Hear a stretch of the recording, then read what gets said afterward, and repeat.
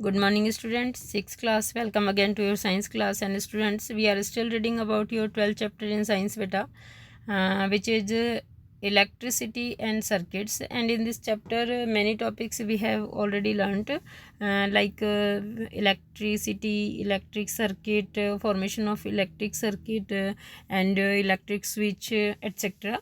Now we will study about the electric conductors and insulators, मतलब विद्युत के चालक और अचालक वे पदार्थ जिनमें से करंट पास होता है, these all are called conductors या electric conductors, and which not pass the electric current, these पदार्थ कॉल्ड द इंसुलेटर्स। ठीक है। इन ऑल आवर एक्टिविटीज़, हमारे सभी क्रियाकलापों में we have used metal wires to make a circuit. हमने circuit बनाने या विद्युत परिपथ बनाने के लिए क्या यूज़ लिया है students? We have already use a metal wires, है ना। In all activities, suppose we use a cotton thread instead of a metal wire to make a circuit. Suppose कीजिए अगर हम लोग मेटल वायर या धातु के तार की जगह एक कॉटन का धागा सर्किट को बनाने में काम में लेते, do you think that the bulb will light up in such A circuit? तो क्या आप ऐसा बता सकते हैं कि इस तरह के सर्किट में विद्युत बल्ब जलता या नहीं जलता? What materials can be used in electric circuit so that the current can pass through them? और ऐसे कौन से मटेरियल जो हम लोग इलेक्ट्रिक सर्किट में काम में ले सकते हैं जिनके अंदर से करंट या विद्युत धारा प्रवाहित हो सकती है? लेट अस फाइंड आउट, चलिए देखते हैं। So for the find out we will do the activity 5 students. So what, let's see what is the activity.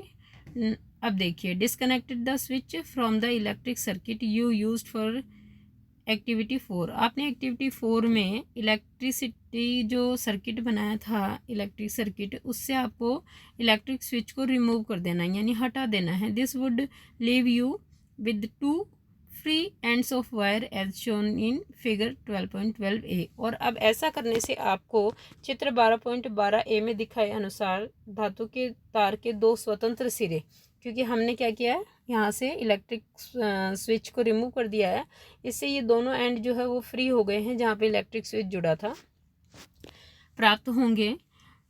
To let them touch each other, अब इनको पास पास लाइए। Does the bulb light up, क्या bulb जलता है? Of course the bulb will lighted.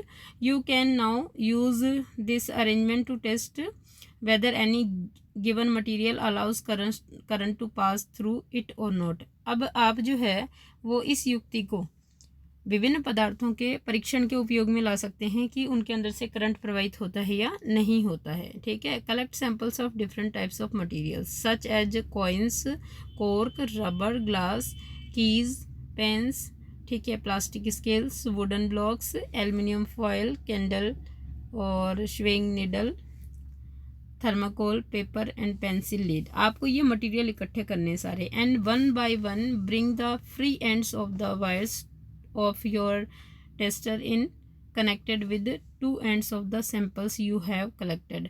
अब आपको जो आपने विद्युत परिपथ में 2 परीक्षण तार हैं जो फ्री एंड्स थे वायर के, उनको उनके बीच में बारी बारी से इनमें से पदार्थों को रखना है, एज लाइक फिगर 12.12 डी। देखिए हमने we took here between the both free ends a key which is made up of metal, तो बल्ब जो है वो लाइट अप हो जाएगा।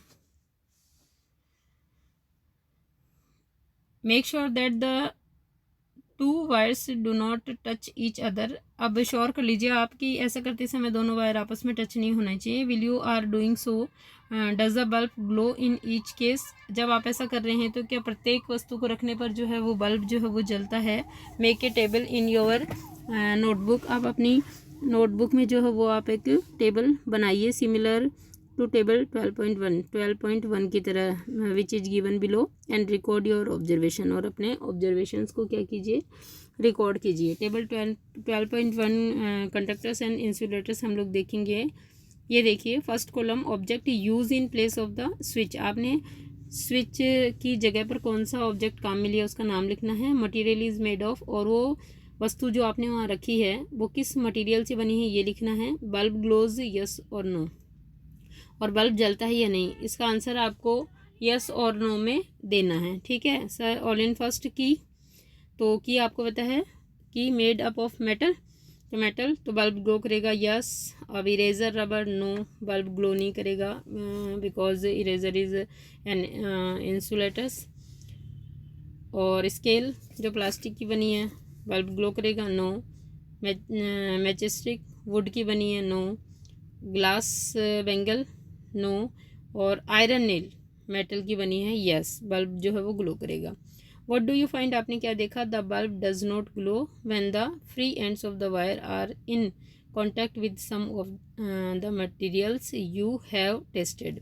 आपने देखा होगा कि कुछ पदार्थों को आपने जब परीक्षण तार के बीच में रखा तो बल्ब नहीं जलता। This means that these materials do not allow the electric current. इसका मतलब ये हुआ टू पास थ्रू दैम, कि इसका मतलब ये हुआ कि कुछ पदार्थ रखने पर जब बल्ब नहीं जला तो इसका मतलब ये हुआ कि ये पदार्थ जो अपने अंदर से विद्युत धारा को प्रवाहित नहीं होने देते। वन द अदर हैंड, जबकि दूसरी तरफ some materials allow electric current to pass through them, जबकि कुछ पदार्थ जो है अपने अंदर से करंट प्रोवाइड होने देते हैं। Which is indicated by the glowing bulb, जो बल्ब के जलने से क्या होता है पता चलता है या प्रदर्शित होता है।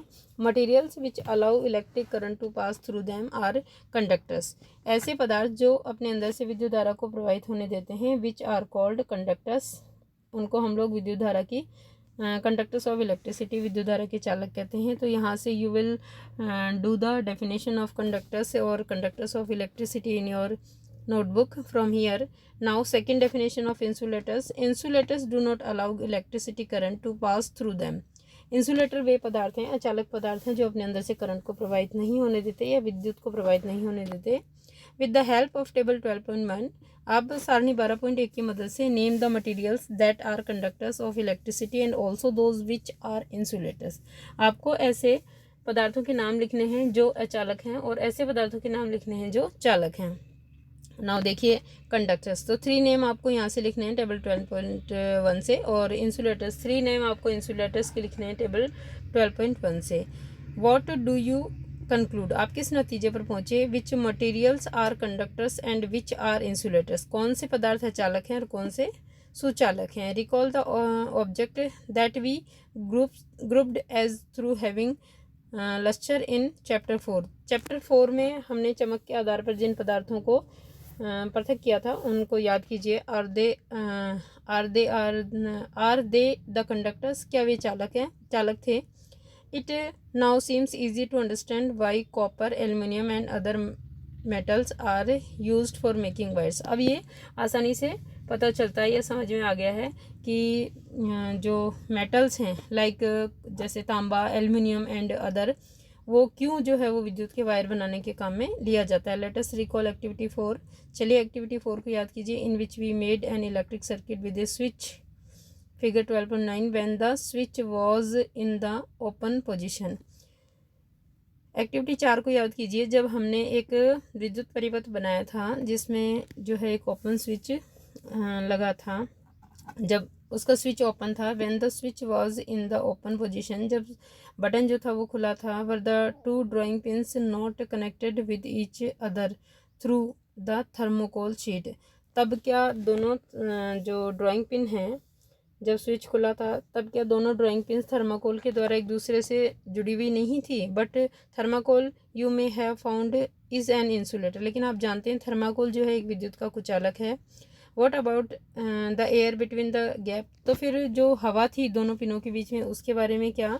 Since the bulb does not glow when there is only air in the gap between the drawing pins in your switch, जब दोनों ड्राइंग पिन्स जो स्विच के लिए लगाई गई थी उनके बीच में हवा थी तब भी बल्ब नहीं जला। इसके बारे में आपका क्या विचार है। It means that air is also an insulator, इसका मतलब ये हुआ कि हवा जो है वो हवा भी एक विद्युत रोधी पदार्थ है।